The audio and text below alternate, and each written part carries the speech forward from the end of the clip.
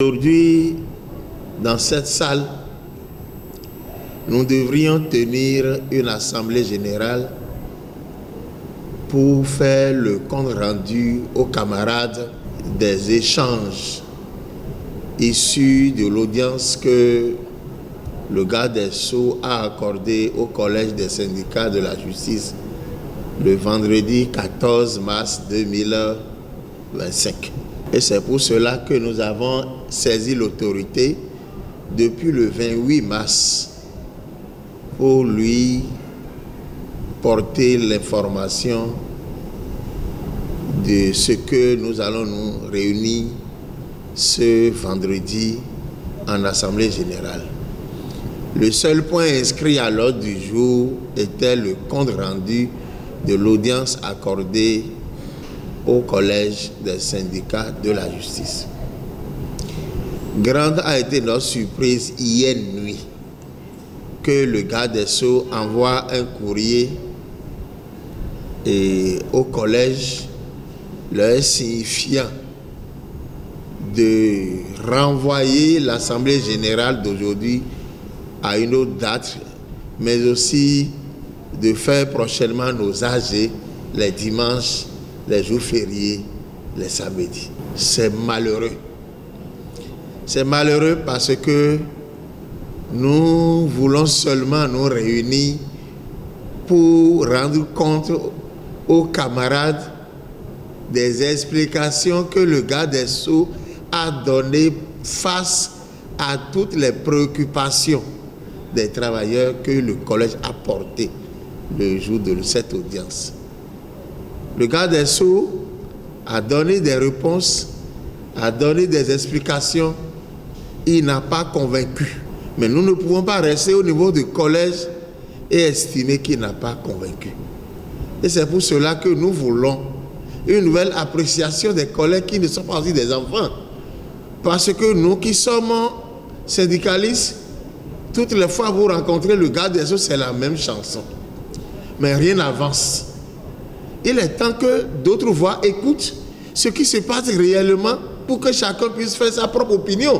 Et on ne peut pas vous adresser une correspondance depuis le 28 mars et pour une assemblée générale qui doit se tenir le 11 avril et que vous attendez le 10, la veille, la nuit encore, pour demander à ce que cette assemblée générale soit renvoyée à une autre date.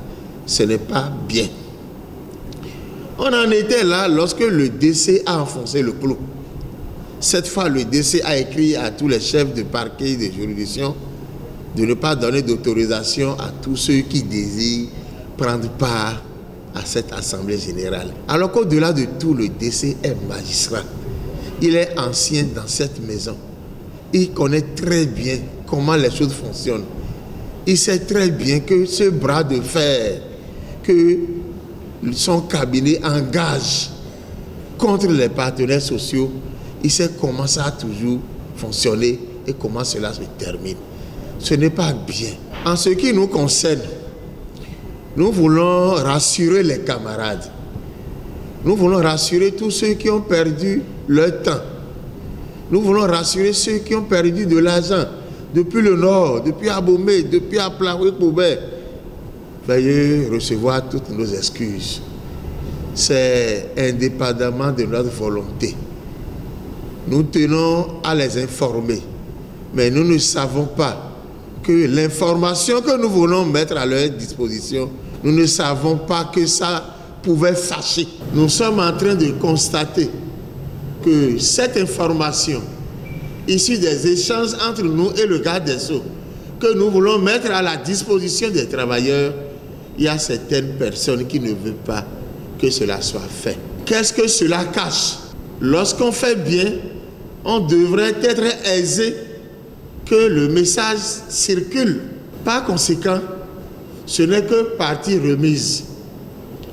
Chers camarades, la lutte n'a fait que commencer. Elle est toujours éternelle. Nous allons passer un message au garde des Sceaux. Le Collège des syndicats de la justice ne fera jamais une assemblée générale un jour non ouvrable. Nous allons tenir depuis plus de 30 ans, comme cela se faisait, nous allons continuer de tenir nos assemblées générales les jours ouvrables. Et la prochaine fois, nous allons renouveler notre demande pour tenir notre assemblée générale et prendre les décisions. Dès la semaine prochaine, le collège va sortir une déclaration officielle qui fera la synthèse de tout ce qui s'est passé et l'orientation que nous donnons à la lutte et les prochaines décisions que nous aurons à prendre. La lutte ne fait que commencer.